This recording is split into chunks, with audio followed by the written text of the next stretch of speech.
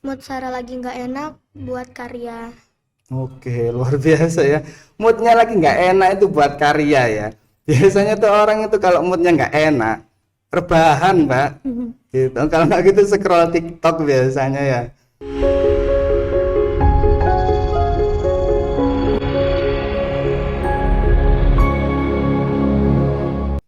Bismillahirrahmanirrahim. Assalamualaikum warahmatullahi wabarakatuh.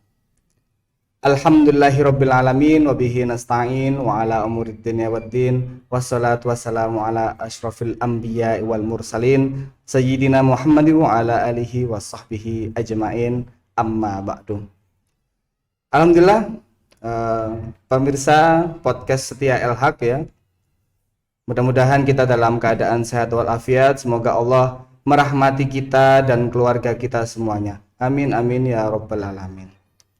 Pada podcast kali ini kita kedatangan bintang tamu ya. Bintang tamu dari siswa kita kelas 6.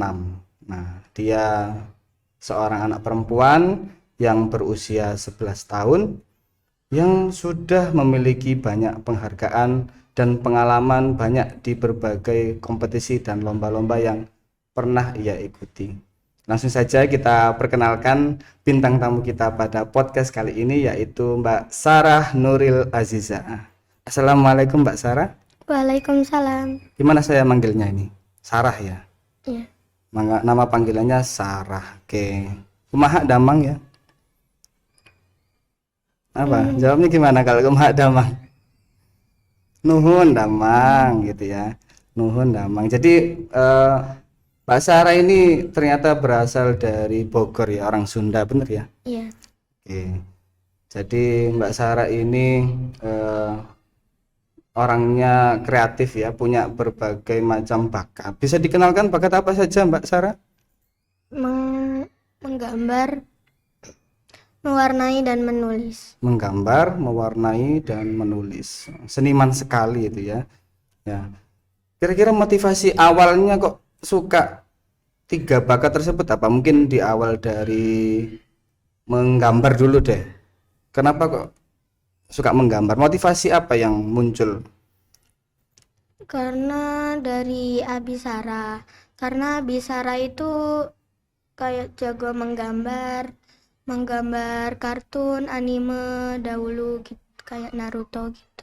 Oke. Kemudian sering ya berarti kalau melihat ayah menggambar itu sering ya. Iya. Paling ingat gambar awal Mbak Sarah itu apa? Pertama kali menggambar itu apa? Menggambar rumah sama langit. Oke, ketika TK. Iya. Ketika TK. Itu gambaran awal ya. Sudah bagus belum? Lumayan. Lumayan ya. Nurun berarti dari ayahnya. Oke. Kalau mewarnai hampir sama mungkin ya. Hampir mirip ya. Dengan mewarnai motivasinya juga sama ya. Dari ayah juga. Kalau misalnya mewarnai dari Umi. Dari Umi. Anak Umi yang belajar duluan gitu. Oke. Dari ayah menggambar dan dari Umi mewarnai. Kemudian kalau menulis. Kalau menulis, Sarah terinspirasi dari orang yang ada di sosmed. Ya. Membuat jurnal, Sarah mencoba-coba buat gitu di buku. Oke. Kan ini mungkin bisa diperkenalkan ya ke pemirsa. Jadi kalau misal Mbak Sarah ini kan suka menggambar. Proses kreatifnya bagaimana kira-kira dalam menemukan ide-ide menggambar itu seperti apa? Awalnya Sarah itu belajar dari Abi, tapi karena Abi sering keluar kota, Sarah belajarnya otodidak dengan cara melihat video-video dari YouTube, tutorial. Terus Sarah cobain gambar di buku dan menurut Sarah bagus. Umi Sarah lihat. Terus Umi Sarah mengidekan untuk mengikuti les gambar di online. Oke, itu ya. Jadi prosesnya dari berbagai macam ya tadi ya. Jadi berbagai macam dari les ada ya. Kemudian kalau mungkin inspirasi jalan-jalan gitu ada ya. Ada. Kita jalan-jalan. Contohnya mungkin jalan-jalan di mana tiba-tiba ada inspirasi nih. Lihat pohon, mungkin pohon yang bagus, dicoba digambar di buku, di kertas, Iya ya. terus sama pemandangan. Sampai sekarang kira-kira masih rutin untuk menggambarnya itu tadi. Iya, soalnya itu hobi. Hobi. Setiap hari menggambar. Iya, kalau semisal ada waktu senggang. Oke, oke. Nah, ini penting juga ya waktu senggang ini ya. Jadi kadang-kadang kita ini apalagi di usia-usianya Mbak Sarah ini kan habis pulang sekolah, kemudian mungkin istirahat sebentar, ada sore aktivitas lagi mungkin ya, ada teman-teman yang mungkin ngaji lagi lah, ada yang mungkin les lagi, kemudian malam murojaah ya. Iya. Gimana ngaturnya tuh?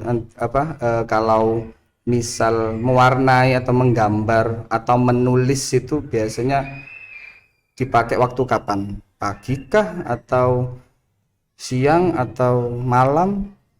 Dipakainya setiap Sarah selesai ngerjain PR dan hari-hari libur. Oke, alhamdulillah ya. Nah, jadi bisa memanfaatkan waktu libur ya. Nah, ini buat teman-teman ya, kalau ada waktu libur ya, punya minat apa dilakukan saja ya. Punya minat menggambar, melukis bisa ya? Iya. Melukis ya. Atau mungkin ya di luar itu ya. Banyak mungkin kan bakat-bakat entah berenang atau apa. Nah, itu perlu juga dikembangkan ketika hari libur. Itu sangat penting sekali ya libur itu ya. Iya. Kayaknya jarang liburan ini. Karena selalu buat gambar-gambar Buat gambar terus. dari les ya. Setiap hari Minggu. Sama Sabtu. Oh, luar biasa ya. Sudah sangat disibukkan sekali. Jadi ini saya teringat akan sebuah pepatah itu ya. Kalau kita belajar di usia muda itu seperti mengukir batu di atas daratan. Kalau belajar di masa tua itu seperti mengukir batu di dasar lautan, di air. Ya gitu ya Mbak ya.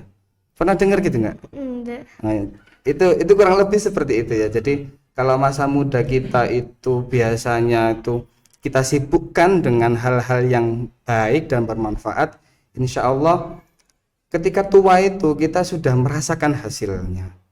Berbeda kalau kita baru belajar di masa tua, nah, susah sekali. Nah, jadi buat teman-teman yang masih umur-umur segini ya, masih umur-umur seperti Mbak Sarah yang SD di sekolah dasar, umur 10 tahun, 11, 12, panjang sekali waktunya untuk belajar. Jadi jangan disia-siakan waktunya ya teman-teman ya. Oke, selanjutnya untuk menulis. Menulis ini punya karya yang apa Mbak Sarah ini kira-kira? Karya-karya puisi atau cerpen atau seperti apa? Pernah buat puisi sama cerita-cerita tentang keseharian Sarah di buku. Itu dibuat jurnal gitu. Terus jurnalnya itu dihias-hias dengan stiker dan gambar-gambar yang lucu. Oke. Jadi awalnya memang dari jurnal-jurnal, Iya. kemudian merembet ke ikut kompetisi juga ya. Iya. Ikut kompetisi di mana kira-kira kompetisinya kalau menulis ini? Pernah aku Lupa ya, saking banyaknya mungkin ya. Saking banyaknya. Kalau menulis ini berarti mungkin karya ya. Iya. Karya ya. Karya apa yang sudah Mbak Sarah buat ini? Mungkin bisa diperkenalkan ke teman-teman. membuat puisi yang jangan lengah itu. Oh, jangan lengah ketika corona itu ya. Iya, itu dari cerita pribadi Sarah tentang Bauti Sarah. Oke. Selain itu, Mbak Sarah pernah nyoba nulis di media-media di internet? Belum pernah. Belum pernah. Dicoba ya. Kalau menarik dan tulisannya bagus, banyak yang lihat, apalagi cerita-cerita ya. Kalau kita punya cerita-cerita pendek, nah itu teman-teman yang mungkin ada inspirasi menulis, nah, bisa ditaruh di website atau mungkin di medsosnya ya. Ya meskipun mungkin memang sekarang lagi trennya itu video ya, Mbak ya, seperti TikTok gitu ya. Nah, ada juga yang menulis ceritanya itu di TikTok, Mbak, ada. Iya. Ada juga itu, dan mendapatkan banyak interest, banyak perhatian di sana, sehingga orang eh, mendapatkan cerita tersebut, oh ternyata bagus dan menginspirasi. Nah, ada yang ceritanya itu dibuat drama. Nah, kalau zaman sekarang itu apa namanya, POV. Nah, kalau bisa dimaksud itu POV, point of view itu ya. Jadi menceritakan, dia itu menulis naskah kemudian diperankan oleh kadang-kadang satu orang itu berganti peran ya, katakanlah mungkin ada yang jadi guru, ada yang jadi murid, tapi satu orang ya, orang itu tadi. Pernah lihat ya? Pernah. Nah, itu kan salah satu perubahan zaman ya. Kan kalau zamannya Pak Irsad itu biasanya itu adanya blogger. Nah, adanya blogger, WordPress. Nah, sekarang mungkin sudah beralih ke media sosial yang lain. Tapi sebenarnya juga masih laku kalau kita menulis tulisan kita di website itu. Tuh, jadi dicoba ya. Mau dicoba? Di challenge ya, harus bisa coba ya. Kira-kira sudah punya nama pena nggak? Tahu nama pena? Nama pena itu nama sebutan untuk si penulis, nama panggilan, sehingga dia itu lebih mudah dikenal. Kadang-kadang ada yang namanya panjang, kemudian disingkat. Nah, menjadi nama yang unik. Contohnya itu yang pernah saya baca ya, ada yang namanya Darwis. Darwis itu nama penanya Terelie. Pernah dengar ya? Enggak. Yang novelnya itu Hujan, terus dan apa macam-macam lah itu novelnya itu. Ada Hujan, ada Bumi ya. Itu dia itu apa namanya, punya nama pena sendiri. Mungkin nanti bisa dibuat nama pena Sarah Za gitu mungkin. Nah, bisa ya, Sarah Za. Oke, ngomong-ngomong tentang bakat semua ini kan,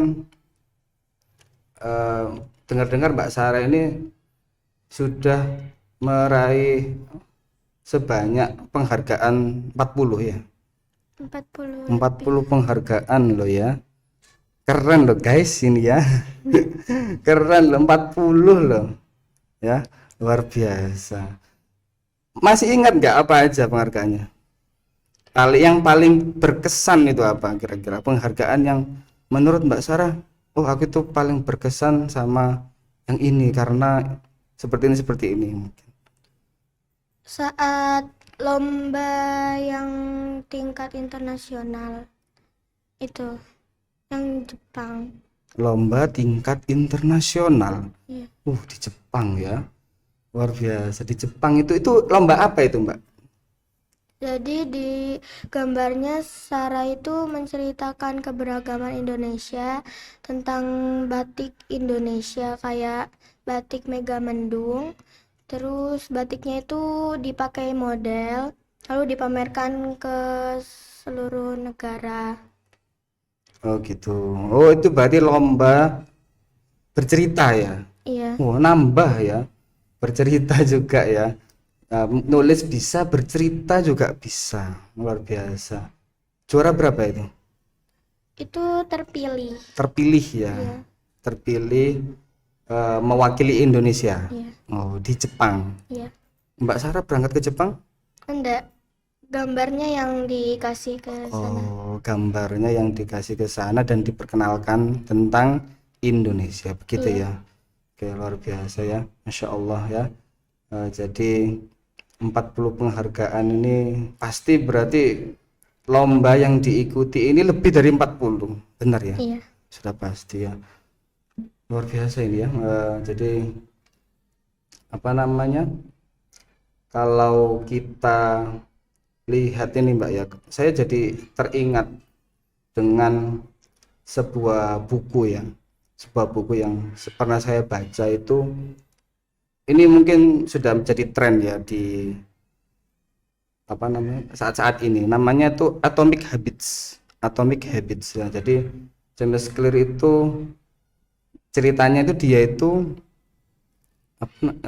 itu berjalan dan kemudian menemukan seorang kuli batu, dan dia itu menemukan kuli batu sedang memecah batu yang sangat besar, dipecah sampai satu kali, dua kali nggak bisa, 3, 4, 10, 20, ternyata baru bisa pecah sampai yang ke 100. Jadi batu yang besar itu ya, dia melihat ada kuli, dia sedang memecah batu pakai palu yang besar itu, biasanya itu sampai 100 kali lebih dan akhirnya bisa pecah. Nah, beliau menyimpulkan seperti ini. Jadi kebiasaan yang kita lakukan sebenarnya itu mempunyai makna, dan jika kebiasaan itu kita lakukan setiap hari, nah, maka akan membuahkan hasilnya begitu. Jadi yang awalnya sulit sekali di palu terus, akhirnya bisa pecah juga itu. Jadi beliau menyimpulkan bisa jadi keberhasilan kita itu ada di ke 100 kali percobaan atau ke 100 kali kebiasaan baru kita merasakan, begitu ya Mbak ya. Kalau saya lihat ceritanya Mbak Sarah ini kan tadi dari kecil sudah melihat ayah menggambar, sudah suka mewarnai ya sama Umi tadi ya. Nah, itu kan kebiasaan kecil ketika Mbak Sarah kecil, akhirnya kan dilakukan terus, akhirnya bisa merasakan keberhasilan berupa penghargaan. Kira-kira kesulitannya apa sih Mbak dalam 3 hal tadi itu? Boleh mana dulu lah, terserah. Sebenarnya tidak ada, karena yang tadi itu hobi Sarah, jadi tidak membuat beban. Karena seni itu hobi Sarah. Jadi misal kalau mood Sarah lagi nggak enak, buat karya. Oke, luar biasa ya. Moodnya lagi nggak enak itu buat karya ya. Biasanya tuh orang itu kalau moodnya nggak enak, rebahan Mbak. Gitu. Kalau nggak gitu scroll TikTok biasanya ya. Kebiasaan siapa itu ya? Ayo. Biasanya begitu. Ya mudah-mudahan bisa berlanjut sampai dewasa nanti Mbak ya. Planningnya apa sih Mbak nanti ke depan? Cita-citanya jadi apa? Aku mau jadi seniman terkenal yang karya-karyaku bisa dipamerkan ke seluruh negara untuk mengharumkan nama Indonesia. Luar biasa ya. Seniman terkenal yang bisa mengenalkan karya-karya untuk memperkenalkan Indonesia. Sip, bagus ya. Nah, jadi keinginannya sudah bagus sekali. Nah, terkenal nanti itu adalah efek ya Mbak ya. Jadi terkenal itu adalah efek dari apa yang sudah kita hasilkan. Jadi kalau kita pengen terkenal itu sah-sah saja ya.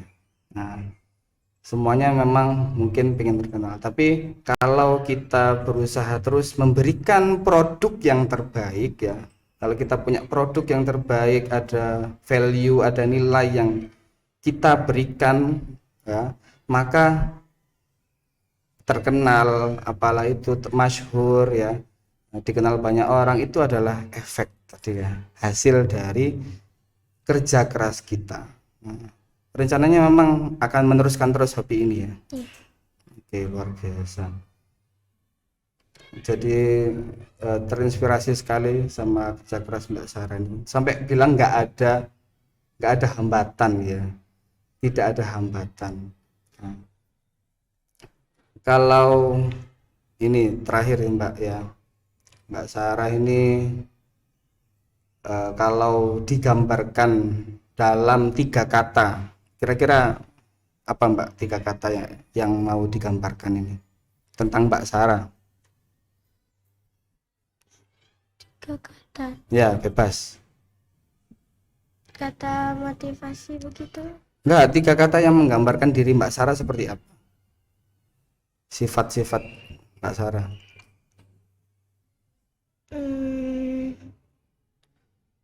Selalu tekun belajar, Ya. terus mm, Apa lagi? Bingung ya. Selalu apa tadi? tekun belajar. Selalu tekun belajar ya. Minimal sudah nemu ya satu lah ya, nggak apa-apa lah. 1 kata untuk Mbak Sarah yaitu selalu tekun belajar. Ya. Tambah solihah juga ya.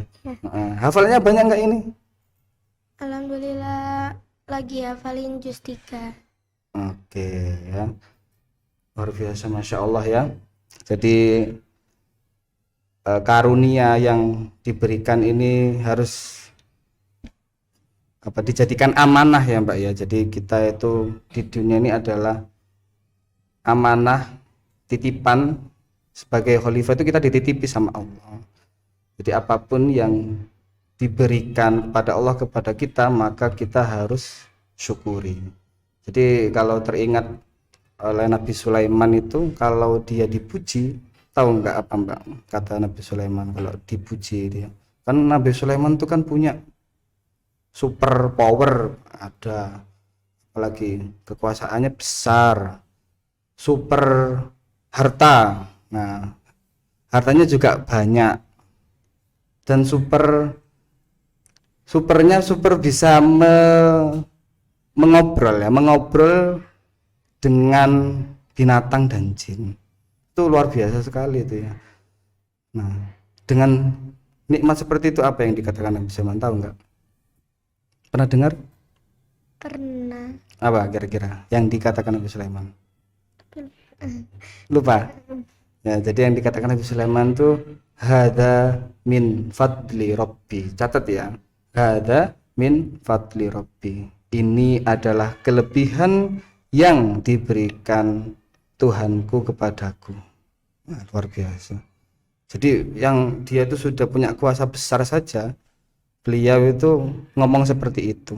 Nah, jadi kalau kita dipuji ya, Masya Allah kamu cantik sekali, dalam hati harus bilang, atau diucapkan nggak apa-apa, hada min fadli rabbi. Kalau nggak bisa diucapkan dalam hati, hada min fadli rabbi. Karena setiap kelebihan yang kita punya itu adalah karunia Allah, begitu ya Mbak ya. Iya. Oke, pesan-pesan untuk teman-teman ini Mbak, kira-kira apa Mbak? Pesan-pesan ya supaya bisa menemukan bakatnya, atau pesan-pesan supaya bisa lebih tekun lagi, apa kira-kira Mbak? Terus semangat belajar, berlatih dan berkarya. Semangat terus belajar, berlatih dan berkarya. Karya apapun ya Mbak ya. Karena setiap manusia itu unik dan mempunyai keahlian masing-masing. Begitu ya teman-teman ya.